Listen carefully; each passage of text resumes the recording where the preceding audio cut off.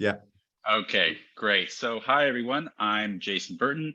I'm an assistant professor at Copenhagen Business School's Department for Digitalization. And today I'm going to talk about how social networks give rise to extreme beliefs. And this is actually joint work that was originally two different projects that were run separately and parallel to one another. So there's some agent-based modeling and simulation that was led by my co-authors up here. And then there's some behavioral data from an experiment that I actually presented at this conference last year. But this time around, we've reanalyzed the data a little differently. Okay, let's get into it. So the basic point of departure for this work is that our knowledge stems not only from our direct experiences, but through the testimony of others. So in other words, other people tell us what the world is like, be it through personal conversation, traditional media outlets, or increasingly social media.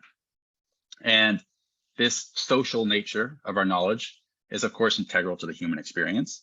But in realizing that many of our beliefs may be entirely based on the testimony of others, some rather concerning questions arise.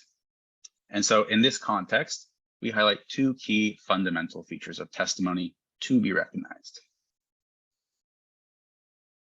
The first is that the reliability of our testimonial sources is often uncertain or unknown, and thus people engage in so-called expectation-based belief updating. In other words, when updating one's belief upon the receipt of testimony, people simultaneously revise their belief in a communicated claim and their estimate of the source's reliability. And they do this based on the expectedness of said claim.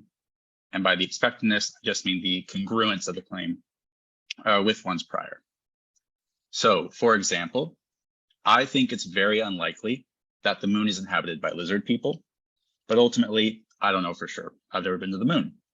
So if I see you post on Twitter that the moon is inhabited by lizard people, I might nevertheless update my belief in that claim slightly, despite believing it to be highly unlikely. But at the same time, I would decrease my estimate of your reliability. So in other words, I'd see you as less trustworthy, given that you posted such an outlandish claim and subsequently discount future claims you make. And the nice thing about this process of belief updating is that it's both intuitive and normatively appropriate in a Bayesian sense, but also it's been observed in behavioral experiments. The second feature to recognize is that our sources are themselves part of wider social networks. So our sources themselves have other sources, and those sources might share information and influence each other. And what that means is that any given piece of evidence for some claim could find its way to an individual via multiple paths. So if I hear from separate sources that they found lizard footprints on the moon, I might interpret that as two independent pieces of evidence, when in fact it could just be that they have read your Twitter post. So effectively, what this is saying is that there's this implication of the network structure of testimony, meaning that I could be overestimating the amount of evidence by sort of double counting the same piece of evidence. And so our running hypothesis in this work is that these two fundamental features of testimony alone are causally sufficient for extreme beliefs to emerge.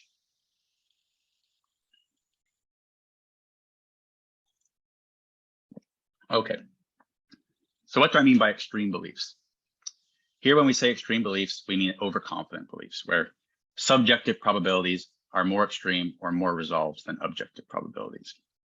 And perhaps the most common way of identifying these extreme overconfident beliefs is to examine confidence calibration, which is depicted up here. So to be perfectly calibrated means your beliefs perfectly match reality. For instance, of the events that you predict to have a 70% chance of occurring, 70% of those events actually occur. So this is depicted by the dashed gray line. But what we're looking for in terms of extreme beliefs is where, for events with an objective probability of less than 50%, people's beliefs are unduly close to zero, and vice versa. And in general, there's been some empirical studies that observe overconfidence in people that roughly tracks the red line, but you can think of perfect or like most extreme overconfidence as tracking the blue step function, which basically is like saying that a person or collective will only ever have completely resolved beliefs of 0 or 100%. So again, the running hypothesis in this work is that extreme beliefs, or rather overly resolved, confident beliefs, as depicted here, can naturally emerge from those two fundamental features of testimony, even in good faith, truth-seeking agents. And so the first step we make towards supporting that hypothesis is with agent-based simulations. And trying to keep track of time here, I'll sort of speed through some of these details, but they're written up in more depth in the paper that we've posted. In brief, these simulations involve putting 50 agents in small world networks and having them communicate with one another over 50 time steps. At each time step, there's both a chance of the agents communicating with one another and a chance that they acquire a new piece of evidence from the world. Each agent holds a probabilistic belief, so between 0 and 1, and initially starts with a healthy dose of skepticism, such that they assume their peers and their own evidence is reliable at a rate of 66%. And finally, for the sake of robustness, we conduct our simulations across a parameter space defined by two variables, which are the base rate at which P is true or false, and the quality of the evidence from the world as defined by the likelihood. And after running 100 iterations for each parameter combination of likelihoods and base rates, here's what we find. So along the x-axis, we have the specified base rate at which P is true. This is the objective probability you see in the typical calibration plots. Along the z-axis, we have the specified likelihoods representing the quality of the evidence sent to the agents from the world. So you can think of this as the further back you go in the plot, the worse or less diagnostic the evidence is. And finally, along the y-axis, we have the collective mean beliefs on average across iterations. So the mean of mean beliefs.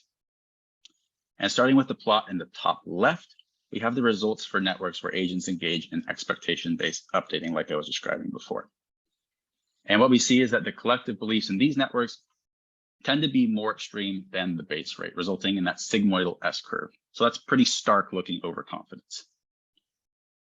If we then look down below that one, so now we're in the bottom left, we have the results for networks where agents are communicating, but they're not engaging in expectation-based updating. So here, agents dynamically update their belief in P, but their estimate of source reliability is held constant. And what we see there is that while there is indeed still some significant overconfidence, it's less stark than the plot above. And then the two plots on the right side are shadow networks. So these are networks that are matched to the networks on the left, but the agents aren't engaged in communication. So it's kind of a control, it's a comparison. And what can we take away from this? Well, two key things. First, network communication seems to lead to overconfidence. So the plots on the right display pretty well calibrated beliefs, while the plots on the left display those overconfident extreme beliefs. And second, expectation-based belief updating interacts with network communication to lead to even more overconfident extreme beliefs. So the plot on the top left displays even starker overconfidence than the plot on the bottom left. So that seems kind of neat and tidy, but what about some actual behavioral data? And in lieu of running a series of big, expensive network experiments, we realized that some of the data we already collected previously actually speaks to this issue pretty well. So you can again find the write-up with more details of the experiment online, but in brief, it involved putting some M-trickers in a bunch of 16-person networks, and we would then challenge each network to predict 10 near future events. So there's a couple examples up here. For each event being predicted, participants would first act independently to make a probabilistic prediction and write a short rationale for their prediction. This was then followed by 4 stages of social exchange, where participants viewed the responses of their network neighbors and revised their predictions. So it's a common wisdom of crowds experiment. And of course, most importantly for this, though, was that each network was randomly assigned to one of 4 treatments, 2 of which are relevant to this work: static networks and scheduled networks.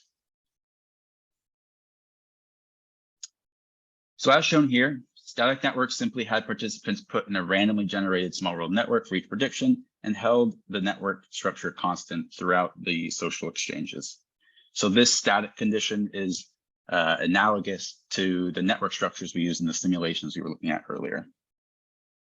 In contrast, the scheduled networks prescribe or schedule a sequence of intermixing dyads for the participants to communicate information through. And This is done in such a way that two people cannot meet if they have met with each other previously, or if they have previously met with the same person. So what this scheduling can be understood as is a condition in which no redundant interactions take place. So this is mitigating that network nature of testimony and removing the possibility of double counting evidence and therefore overestimating the amount of evidence in the network. So what we did in our reanalysis is simply look at the network's predictions pre and post communication to see if communication led to more extreme collective predictions in general, and whether that varied across conditions as our simulations suggest. So there were 11 networks per condition, each tasked with 10 predictions, so 110 predictions per condition. And what we're looking at here is the proportion of those predictions that became more extreme, meaning the proportion of networks' collective predictions that became closer to 1 if their initial prediction was greater than 0.5, or closer to 0 if their initial prediction was less than 0.5.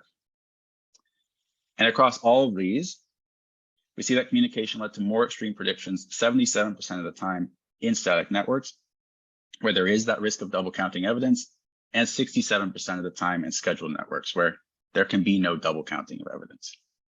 So already, this seems to hint towards corroboration of our simulations. But things get a little more interesting when we separately examine instances where the networks had a correct versus incorrect initial prediction. And when I say a correct initial prediction, I just mean a collective mean prediction greater than 0.5 if the true outcome was 1 and vice versa. So here we see that while both static and scheduled networks were roughly equally likely to become more extreme in their collective prediction when initially correct, static networks were much more likely to become more extreme in their incorrect prediction as compared to those scheduled networks. And so what this seems to suggest is that the network structure of communication might increase the chance of overestimating the amount of evidence there is for some claim, and thus lead a collective to arrive at a more extreme, potentially erroneous belief. Of course, we can't say for certain what mechanism is underlying this data, but it's nice to see that this is consistent with our simulations, and we see this as encouraging future work. So to sum up, our simulation showed how just two fundamental features of testimony, expectation-based belief updating with respect to unknown source reliabilities, and the network structure of communication are causally sufficient for extreme overconfident beliefs to emerge. And furthermore, we then saw how this conclusion was supported by our reanalysis of our existing behavioral data. And finally, just thinking now about the bigger picture, this work taken together as yet another data point to that conversation around how changes to our communication networks, such as increased connectivity driven by the advent of social media, may have negative effects on the accuracy of our beliefs. And with that, I'll just say thank you to my co-authors, to our funders. Thank you all for listening. And one final unrelated point, just while I have people's attention, is that my department is hiring. So if you're looking for a new opportunity, feel free to reach out to me. I'd be super happy to have more colleagues from this community around to work with. Otherwise, thank you. And